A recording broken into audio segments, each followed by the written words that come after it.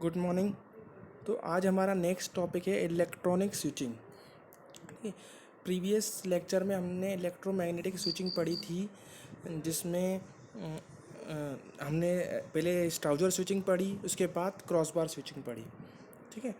तो जैसे जैसे टेक्नोलॉजी आगे बढ़ी, इलेक्ट्रॉनिक्स डिवाइसेस आने लगे ना। इलेक्ट्रॉनिक्स डिवाइसेस का आविष्कार होने लगा, जैसे आपका सेमीकंडक्टर, फिर ट्रांजिस्टर। तो ये इलेक्ट्रॉनिक्स डिवाइसेस क्या है, इलेक्ट्रोमैग्नेटिक डिवाइसेस से ज़्यादा फास्ट थे। तो पूरा जो नेटवर्क है, स्विचिंग नेटवर्क है, इलेक्ट्रॉनिक्स डिवाइसेस पे फोकस होने लगा, क्योंकि एक तो ये इनका लार्ज स्केल, बहुत ही लार्ज स्केल इंटीग्रेशन होता था, छोटे छोटे डिवाइसेस होते थे बहुत, एंड वेरी फास्ट होते थे। तो हमारा स्विचिंग नेटवर्क इलेक्ट्रॉनिक्स में ट्रांसफ़र होने लगा। और इलेक्ट्रॉनिक्स के आने से ही आपका जो मेमोरी और माइक्रो प्रोसेसर का ज़्यादा यूज़ होने लगा। ठीक है।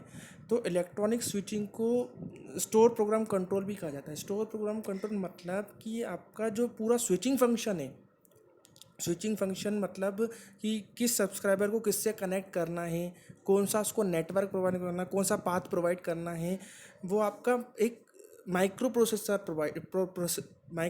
परफॉर्म करता था। माइक्रो प्रोसेसर परफॉर्म करता था मतलब कैसे, जैसे माइक्रो प्रोसेसर हम उसकी मेमोरी होती है, इंटरनल मेमोरी, जिसमें हम जो भी इंस्ट्रक्शन लिख देते हैं, वो इंस्ट्रक्शन जो है micro processor one by one perform करता है।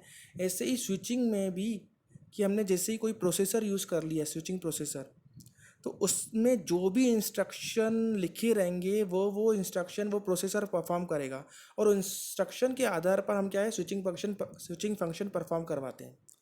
इस कारण से इसको स्टोर प्रोग्राम कंट्रोल भी कहा जाता है। स्टोर्ड प्रोग्राम मतलब क्या कहते हैं, स्टोर्ड प्रोग्राम, स्टोर्ड मतलब मेमोरी में स्टोर्ड है प्रोग्राम, मेमोरी में हम एक प्रोग्राम स्टोर्ड है प्रोग्राम, और वो जो है सीपीयू आपका क्या कहते हैं, सीपीयू उसको एग्जीक्यूट करता है, तो उसी से आपका स्विचिंग फंक्शन पूरा कंट्रोल होता है। तो एसपीसी, इसको शॉर्ट फॉर्म में एसपीसी भी बोला जाता है। ये आपका 5th चैप्टर में पूरा पढ़ना है अपन को, एसपीसी मतलब कैसे आपका, मतलब क्या क्या पार्ट रहते हैं स्टोर प्रोग्राम कंट्रोल में, सीपीयू के, कैसे वो स्विचिंग फंक्शन परफॉर्म करता है। तो इलेक्ट्रॉनिक स्विचिंग यही है। अब इसके दो, इलेक्ट्रॉनिक स्विचिंग में दो पार्ट होते हैं, स्पेस स्विचिंग और टाइम स्विचिंग। ठीक है। तो स्पेस स्विचिंग क्या होती है, स्पेस स्विचिंग मतलब कि किसी सब्सक्राइबर को दूसरे सब्सक्राइबर से कनेक्ट रहना है, तो एक डेडिकेटेड पाथ रहता है। ठीक है ना। डेडिकेटेड पाथ मतलब 1 को 3 से बात करनी है, तो 1 और 3 के लिए एक लिंक होगी, है ना। 1 और 3 के लिए वो लिंक पूरी तरीके से उसी के लिए रहेगी लिंक, ना, 1 और 3 को बात करने के लिए, है ना। तो उस स्पेस स्विचिंग में मतलब कि किसी भी दो सब्सक्राइबर को आपस में बात करनी है, तो उनके लिए एक लिंक डेडिकेटेड रहेगी, तो वो जब तक कि वो आपस में बात ना कर ले। क्रॉस बार स्विच भी जो है, ये स्पेस स्विचिंग का ही एक एग्जाम्पल है, जो हम पहले पढ़ चुके हैं। बट इलेक्ट्रॉनिक्स का पार्ट है क्रॉस बार स्विच के। तो जो जो क्रॉस बार स्विच में स्विचेस यूज होते थे, क्रॉस बार स्विच वो हमने देखे थे, वो इलेक्ट्रोमैग्नेटिक स्विच थे, मतलब वो मैग्नेट थी, मैग्नेट पे वर्क करते थे। तो लेकिन जो यहाँ स्विच यूज़ होंगे, क्रॉस बार स्विच, वो होंगे इलेक्ट्रॉनिक स्विचेस, जो कि इलेक्ट्रॉनिक स्विचेस बहुत फास्ट होते हैं, तो क्रॉस बार स्विचिंग भी इलेक्ट्रॉनिक स्विचिंग फास्ट होगी। तो क्रॉस बार स्विचिंग भी एक स्पेस स्विचिंग का एग्जाम्पल है। जैसे यहाँ पर 3 स्विच दिया है, पर इसमें जो स्विचेस होंगे, जो इलेक्ट्रॉनिक स्विच यूज़ होगा आपका, ये इलेक्ट्रॉनिक स्विच यूज़ होगा जो आपका पाथ प्रोवाइड करवाएगा। ठीक है। जैसे कि इसमें देखो, आप 1 को 3 से कनेक्ट करना है, तो आपका ये वाला क्रॉस बार जो है, ये वाला स्विच जो है आपका क्लोज्ड हो जाएगा, तो 1 और 3 आपस में कनेक्ट हो जाएंगे। ठीक है। अब मैंने आपको क्रॉस बार स्विचेस की प्रॉब्लम भी बताई थी। क्रॉस बार स्विचेस की प्रॉब्लम क्या है, जैसे ये 3x3 नेटवर्क है, तो 3x3 के लिए 1 2 3 4 5 6 7 8 9 क्रॉस बार स्विचेस लगते हैं, यानी 9। तो n नंबर के लिए मैंने बताया था आपको, n अगर सब्सक्राइबर है तो n² क्रॉस बार स्विच लगते हैं। n² क्रॉस बार स्विच लगने के लिए, जैसे अगर आप मान लीजिए 1000 यूज़र्स है, 1000 यूज़र है, 1000 यूज़र के लिए 1000 इंटू 1000 मतलब 10⁶ क्रॉस बार स्विच लगेंगे। तो ऐसा सिस्टम बनाने के लिए एक तो बहुत ज़्यादा number of cross bar switch लगते हैं, अगर नंबर ऑफ़ यूज़र ज़्यादा हो, और अगर एक ही क्रॉस बार नेटवर्क हो, है ना, एक ही क्रॉस बार नेटवर्क हो, तो उस एक क्रॉस बार नेटवर्क को एक ही आपका कंट्रोल नेटवर्क हैंडल करेगा। तो उस पर ज़्यादा लोड पड़ जाता है, लोडिंग बहुत ज़्यादा होती है एक कंट्रोलिंग के लिए। तो ये जो दिक्कतें थी, तो इस दिक्कतों को दूर करने के लिए मल्टी स्टेज नेटवर्क यूज़ किया जाता है। मल्टी स्टेज मतलब हम छोटे छोटे क्रॉस बार स्विच है ना, छोटे छोटे क्रॉस बार स्विचेस को आपस में कनेक्ट करें स्टेजेस वाइज। ठीक है, कोई बड़ा क्रॉस बार नेटवर्क नहीं बना है, जैसे 1000 x 1000 का नहीं बना है। 1000 x 1000 का नेटवर्क बनाएंगे तो एक उसमें जो कंट्रोलिंग करेगा उसको उस पर लोड आ जाता है। तो ये छोटे छोटे हमने स्विच बनाए। जैसे इसमें एक एग्जांपल दिया है, जैसे मान लीजिए 8 यूज़र है ना, तो 8 और 8 बाय 8 का अगर एक क्रॉस बार नेटवर्क बनाऊँ तो 64 क्रॉस बार स्विच लगेंगे, 8 × 8 ना। 8 यूज़र के लिए 8 × 8 मतलब 64 क्रॉस बार स्विचेस लगेंगे। अब 8 यूज़र के लिए मैं ये मल्टी स्टेज नेटवर्क देखता हूँ, तो मान लीजिए मैंने ये क्रॉस छोटे छोटे क्रॉस बार यूज़ किए जिसमें 4 इनपुट है और 2 आउटपुट है, 1 2 3 4 और 2 आउटपुट। तो इसमें कितने स्विच लगेंगे, जैसे 1 2 3 4 इनपुट और 2 आउटपुट, 1 2 3 4 इनपुट रहेंगे और उसके 1 2 आउटपुट रहेंगे। तो कितने होंगे आपके, 1 2 3 4 5 6 7 8, 4 × 2 8 लगेंगे। ऐसे ही मैंने ये नीचे लगाया, ठीक है। फर्स्ट यूज़र लगा 1 2 3 4 यूज़र लेके इसमें लगे हैं और 5 6 7 8 यूज़र इसमें लगे हैं। तो 4 × 2, बीच में 2 × 2 का नेटवर्क है, मतलब इसमें 2 इनपुट रहेंगे है ना, और 2 आउटपुट। अब इसमें क्या करना है हमको, इसमें इसका एक इनपुट जो है इस वाले नेटवर्क से कनेक्टेड है और दूसरा इसका एक आउटपुट इससे कनेक्टेड है और इसका दूसरा आउटपुट नीचे वाले से। ऐसे ही इसका एक आउटपुट इससे कनेक्टेड है और एक इससे।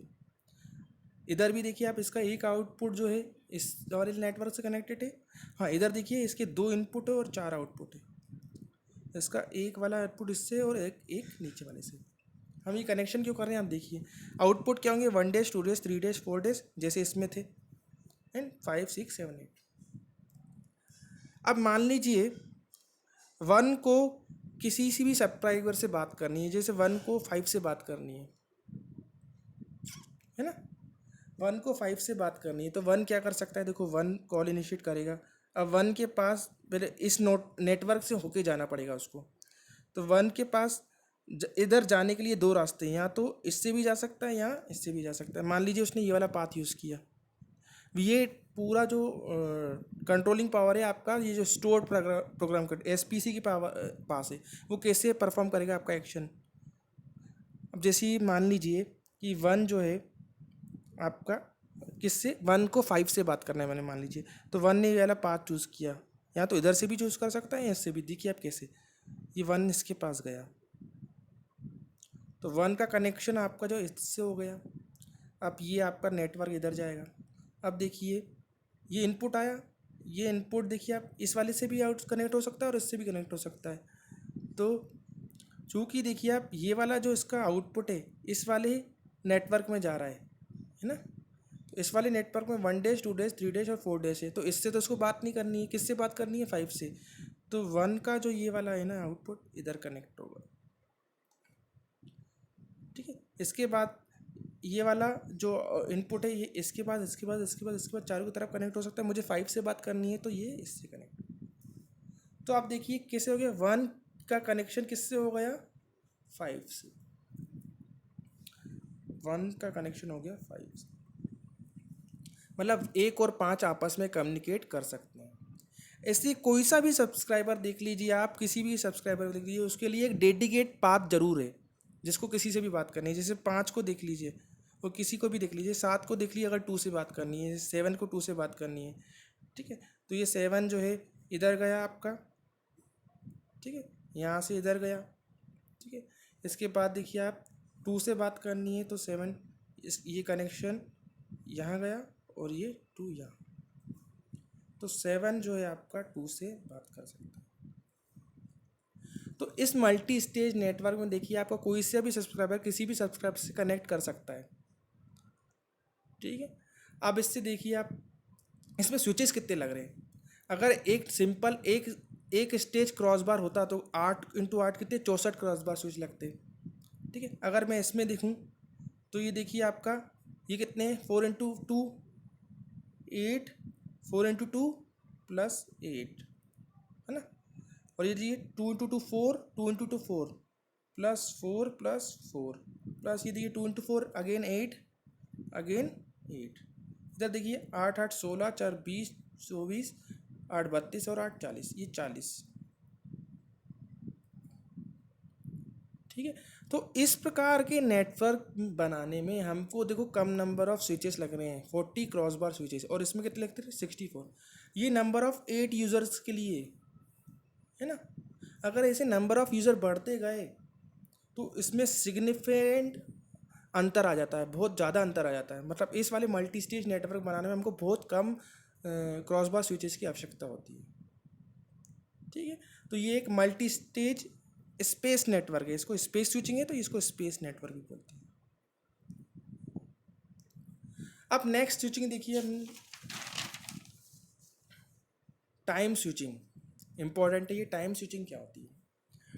टाइम स्विचिंग से पहले टाइम स्विचिंग में जो है टाइम डिवीज़न मल्टीप्लेक्सिंग यूज़ की जाती है। ठीक है।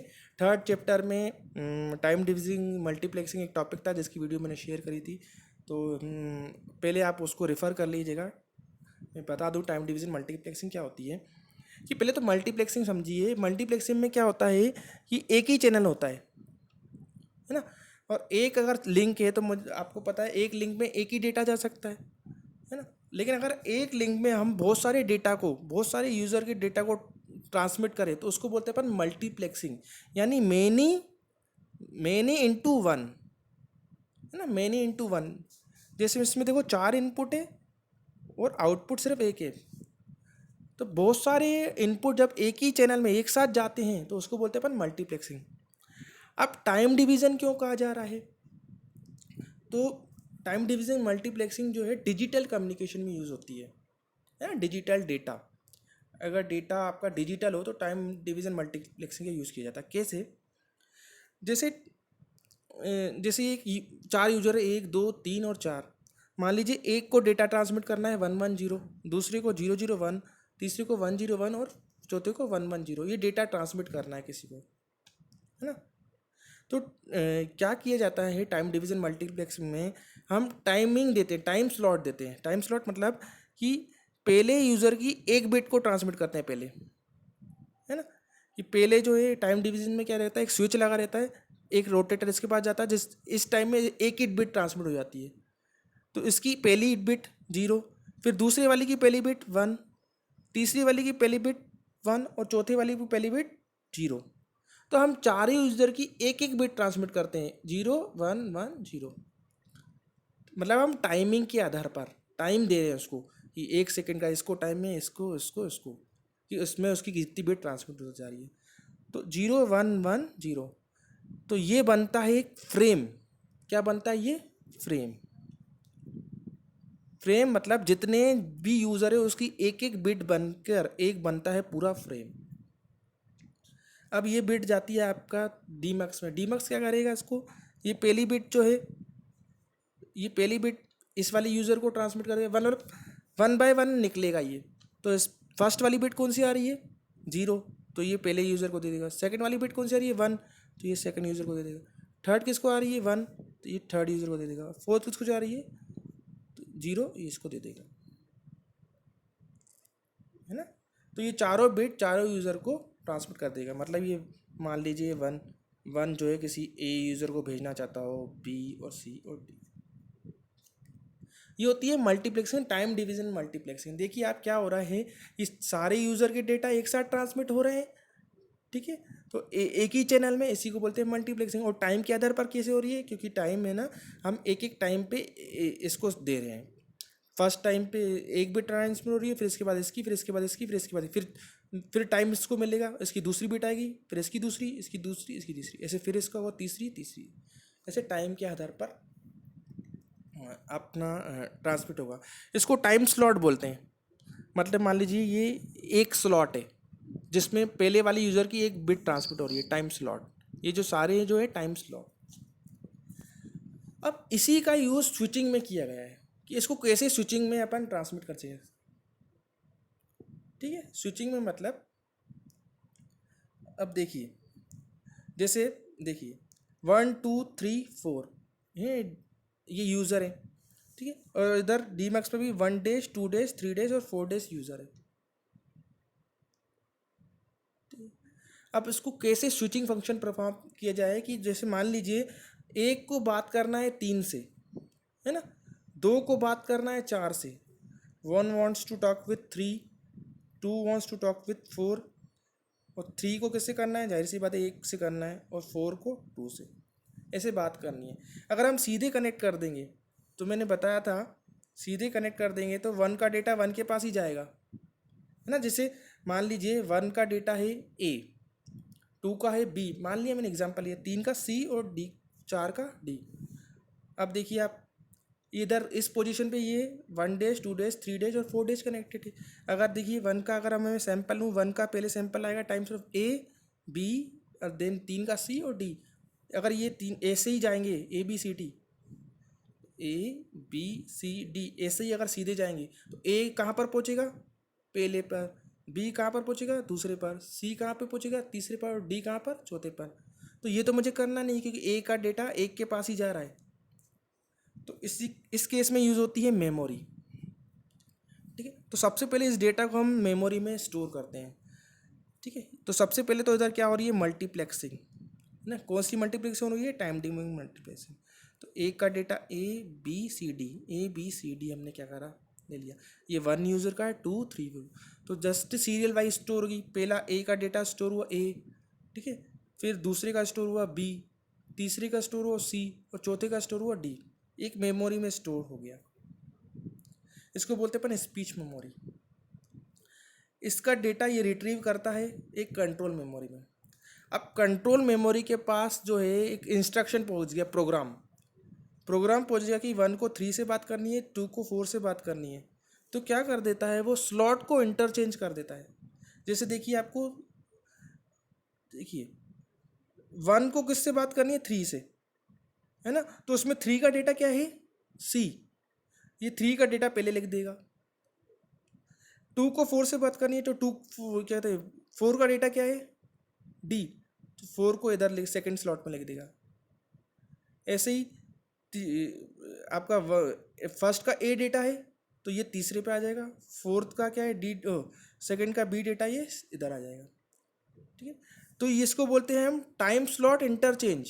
देखो इंटरचेंज हो गया डेटा आपका, स्लॉट इंटरचेंज हो गए, टाइम स्लॉट इंटरचेंज, TSI। ये कंट्रोल मेमोरी खुद कर देगा। अब देखिए आप डेटा अगेन सीरियली रिट्रीव होगा, तो सबसे पहले क्या आएगा, सी डी, सी डी, क्या आएगा आपका, सी डी, फिर अगेन ए बी। डेटा आपका चेंज हो चुका है ना। अब देखिए आप सी जो है पहले वाले के पास जाएगा, इधर जाएगा सी, डी जो है दूसरे वाले के पास जाएगा, ए जो है तीसरे वाले के पास जाएगा, और 4 बी जो है चौथे वाले के पास जाएगा, है ना। देखिए आप, अब एक नंबर ऑफ वन, एक यूज़र का ए डेटा था, किसके पास गया, 3 के पास। देखिए 2 का बी डेटा था, किसके पास गया, 4 के पास। और इन्हीं को तो बात करनी थी। तो इसको बोलते हैं अपन time switching, time division system, जिसमें टाइम स्लॉट इंटरचेंज यूज़ किया जाता है। कंट्रोल मेमोरी और स्पीच मेमोरी यूज होती है। इसको TSI भी बोलते हैं, टाइम स्लॉट इंटरचेंजर, ठीक है। तो ये होती है टाइम स्विचिंग। Thank you.